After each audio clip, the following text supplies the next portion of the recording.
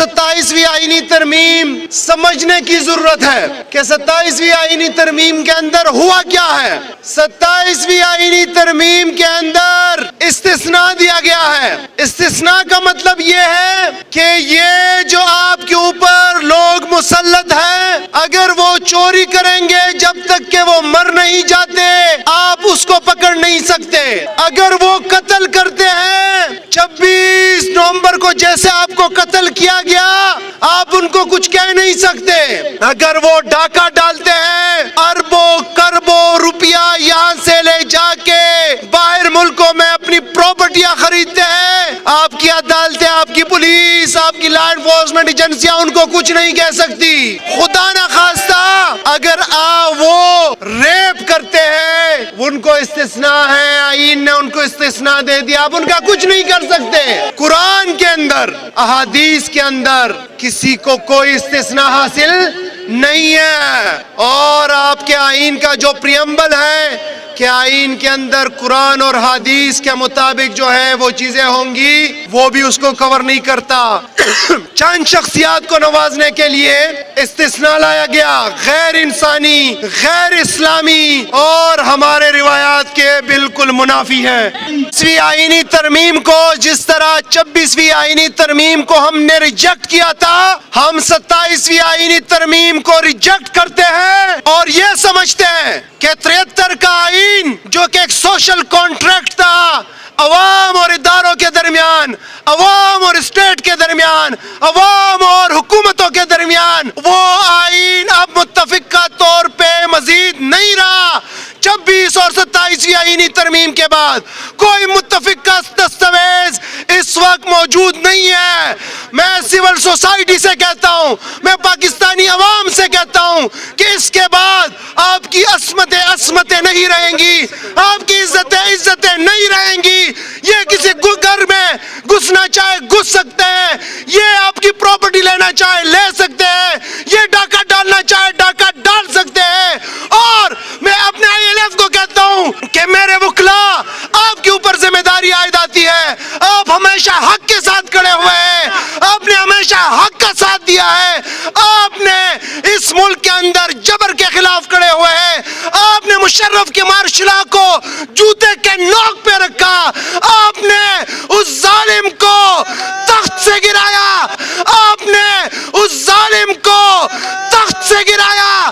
اب موقع آن پہنچا ہے، اب موقع آن پہنچا ہے کہ آپ رول آف لا کے لیے کھڑے ہو، آپ سپریمیسی آف کانسٹیٹیوشن کے لیے کھڑے ہو، آپ جوڈیشری کے انڈیپینڈنس کے لیے کھڑے ہو۔ جو اسلام آباد کے اندر ہوا میں اس کا عینی شاہد ہوں، میں وہاں پہ موجود تھا۔ عمران خان کی بہنوں کو عدالت نے اجازت دی ہے، ہائی کورٹ اسلام آباد نے اجازت دی ہے کہ آپ منگل کے دن اپنے بھائی کے ساتھ جیل مینول کے مطابق مل سکتے ہیں۔ پچھلے 4-5 ہفتوں سے نہ ان کو ملنے دیا جا رہا ہے، نہ وکلاء کو ملنے دیا جا رہا ہے، نہ سیاسی رفقا کو ملنے دیا جا رہا ہے، نہ وکلاء کو ملنے دیا جا رہا ہے۔ کسی کو کوئی خبر نہیں ہے کہ عمران خان اس وقت کس حالت میں ہے، اس کو آئسولیٹ کیا گیا ہے۔ ہم بیٹھے تھے علیمہ خان، نظمہ آپا اور نورین آپا کے ساتھ 6:30 بجے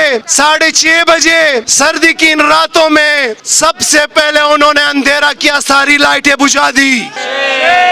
اس کے بعد انہوں نے رات کی تاریکی میں، رات کے سردی میں، وہاں پہ خواتین تھی، وہاں پہ وکلاء تھے، وہاں پہ الیکٹڈ نیشنل اسمبلی اور پروونشل اسمبلی کے ممبر تھے، ان کے اوپر پانی چھوڑا گیا، ان کو گیلا کیا گیا۔ پھر رات کے 11:30-12 بجے انہوں نے ہمارے اوپر، میرے اوپر، شاہد خٹک کے اوپر، عبدالسلام کے اوپر، شفقت عوان جو پنجاب سے میں نے ان کے اوپر اور باقی ساتھیوں کے اوپر تشدد کرنا سٹارٹ کر دیا اور ہمیں مار کے سائڈ پہ لے جا کے اس کے بعد انہوں نے وہ کیا جو کہ ایک اسلامی معاشرے کے اندر، جو کہ ایک مشرقی اقدار کے بالکل منافی ہے۔ ہمیں اپنے گھروں کے اندر جو سب سے پہلی بات بتائی جاتی ہے وہ یہ کہ آپ نے خواتین کا احترام کیسے کرنا ہے، ان کی عزت کیسے کرنی ہے۔ نورین آپا کو بالوں سے پکڑ کے، نورین آپا کا دوپٹہ کھینچ کے ان کو سڑک کے اوپر گھسیٹا گیا، ان کو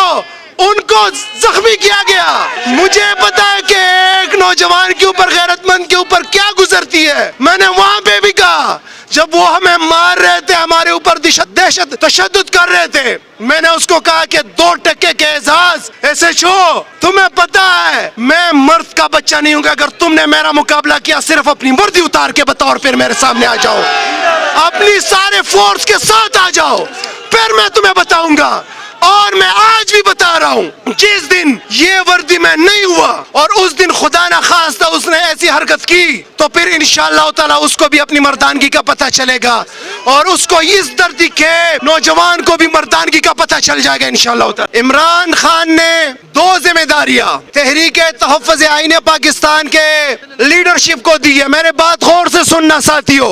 ایک ذمہ داری مذاکرات کی، وہ عمران خان نے دی ہے تحریک تحفظ آئین پاکستان کی لیڈرشپ کو. دوسری ذمہ داری احتجاج کی اور مزاحمت کی، وہ بھی عمران خان صاحب نے دی ہے تحریک تحفظ آئین پاکستان کی لیڈرشپ کو. پہلا وہ مذاکرات کرتے ہیں، ٹھیک ہے، مزاحمت کا ہم ان کو کہتے ہیں کہ اچکزئی صاحب اور علامہ راجہ ناصر عباس صاحب، ہماری قائد نے آپ کو ذمہ داری دی ہے، ہماری لبیک ہے آپ کے پیچھے، اس کو نہ ہم پہلے بھولے ہیں نہ آئندہ بھولیں گے. ہمیں لاہ عمل دو اور انشاءاللہ تعالی پرامن طریقے سے آئین اور قانون کے اندر رہتے ہوئے 24 نومبر انشاءاللہ تعالی ان کو بھول جائے گا، پورا پاکستان امڑ آئے گا، پورا خیبر پختونخوا امڑ آئے گا انشاءاللہ تعالی.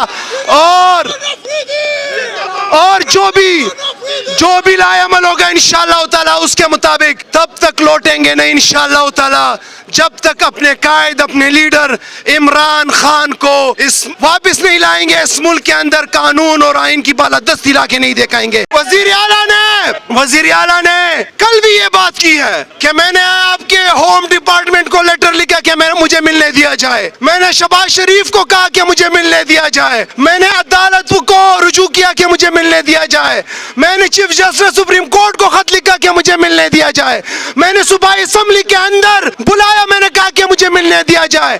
7 ہفتوں سے میں اڈیالہ جیل آ رہا ہوں، میں کہ بار بار کہہ رہا ہوں کہ مجھے ملنے دیا جائے. اور انہوں نے کل ہمارے جو اینکر پرسنز ہیں، جو صحافی ہے، جو تجزیہ نگار ہے، ان کے اوپر ایک کویسچن رکھا کہ تمام فورم میں آزما چکا ہوں، آپ لوگ مجھے بتائیں کہ اگر مجھے ملنے نہیں دیا جا رہا پھر کون سا رستہ میں اختیار کروں؟ آپ لوگ مجھے بتائیں. پھر کل کو گرک نہیں کرنا،